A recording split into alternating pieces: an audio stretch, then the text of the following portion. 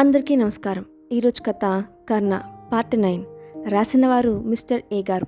ఇక స్టోరీలోకి వెళ్తే, ఎదురుగా చప్పట్లు కొడుతూ కార్తిక్ కనిపించేసరికి గౌతమ్కి కుమార్కి ఏం అర్థం కాలేదు.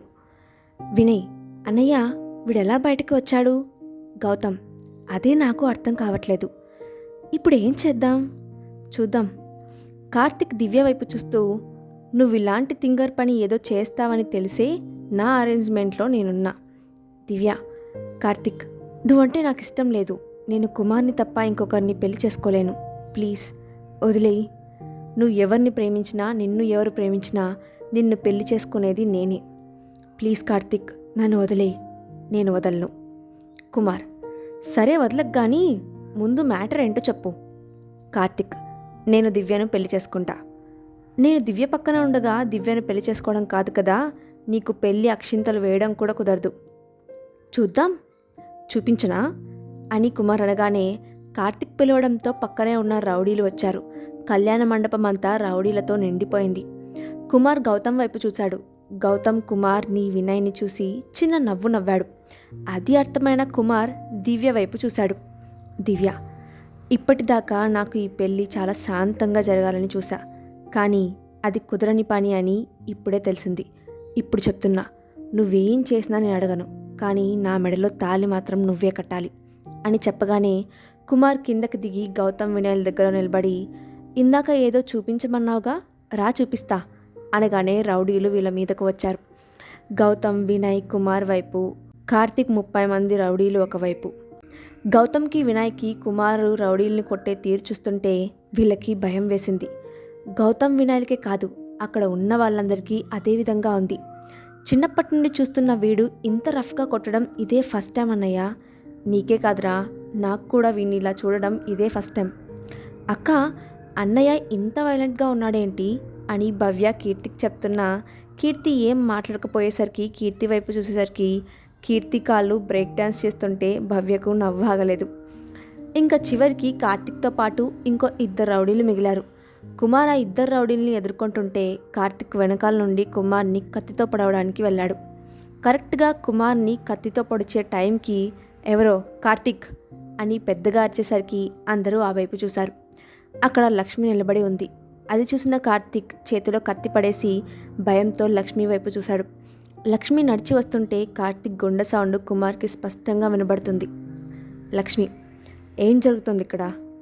కార్తిక్, అది వదినా, నిన్నే అడుగుతుంటే సమాధానం చెప్పకుండా నీళ్లు మింగుతావే.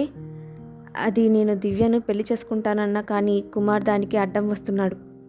కుమార్, వీడు చెప్పేది అబద్ధం. కార్తిక్, కాదుదినా అని ఏదో చెప్పలేపే వద్దు అన్నట్టు చేతితో ఆపేసింది. లక్ష్మి, దివ్య, నువ్వు చెప్పు ఏం జరిగిందో. అక్క, నాకు కుమార్ అంటే ప్రాణం. కుమార్కి కూడా నేనంటే ప్రాణం. కానీ కార్తిక్ మధ్యలో వచ్చి నన్ను పెళ్లి చేసుకుంటా అని అడిగాడు. కానీ నేను కుమార్ని తప్ప ఇంకా ఎవరిని పెళ్లి చేసుకోనని చెప్పా. అప్పుడు సరే అని తర్వాత మా బాబాయ్ పిన్నిని కిడ్నాప్ చేసి నన్ను పెళ్లి చేసుకుంటేనే వాళ్ళని వదులుతా అన్నాడు. నేను వాళ్ళ కోసం పెళ్లికి ఒప్పుకున్నా. కానీ కుమార్ వచ్చి నన్ను పెళ్లి చేసుకుంటున్నాడు. దివ్య చెప్పిన మాటలు విని కార్తిక్ వైపు చూసింది. అమ్మాయికి ఇష్టం లేకుండా పెళ్లి చేసుకోవడమే తప్పు, అలాంటిది బ్లాక్మెయిల్ చేసి మరీ చేసుకుందామని చూస్తావా?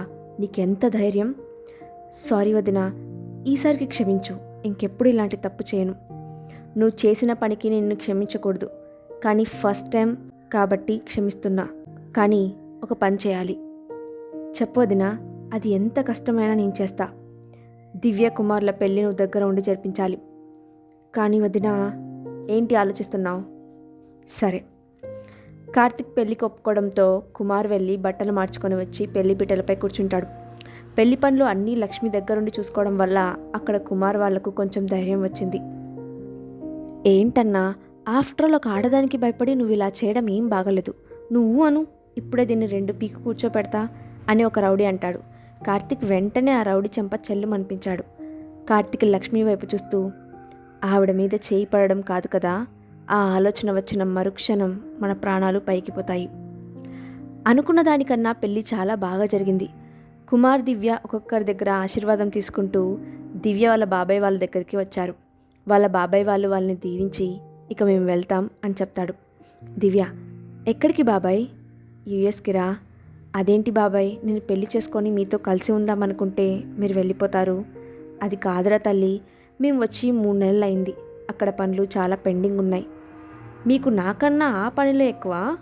నాకు ఈ లోకంలో నువ్వు తప్ప ఏది ఇంపార్టెంట్ కాదు. మరి నేను వెళ్ళి అక్కడ పనులన్నీ పూర్తి చేసుకొని ఇక్కడికి పర్మనెంట్గా వచ్చేస్తా. నిజంగా వస్తారా? నేను నీకు ఎప్పుడైనా అబద్ధం చెప్పానా? సరే అయితే మీరు తొందరగా ఇక్కడికి రావాలి. వాళ్ళు సరే అని అక్కడి నుండి వెళ్ళిపోతారు. దివ్య కుమార్ అక్కడి నుండి లక్ష్మి దగ్గరకు వెళ్తారు.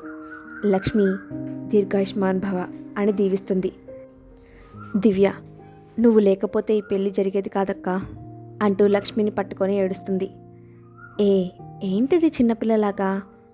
అది కాదక్కా, ముందు కళ్ళు తుడుచుకో.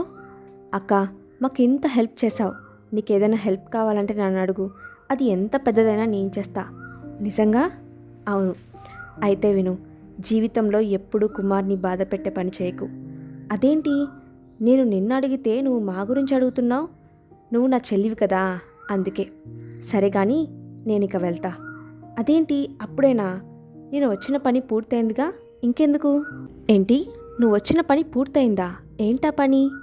అదే పెళ్ళికి వచ్చాగా, అది అయిపోయిందిగా, అందుకే అలా అన్నా. పెళ్ళైతే మాత్రం వెళ్ళిపోతారా? కనీసం ఒకరోజైనా మాతో నువ్వు ఉండాలి.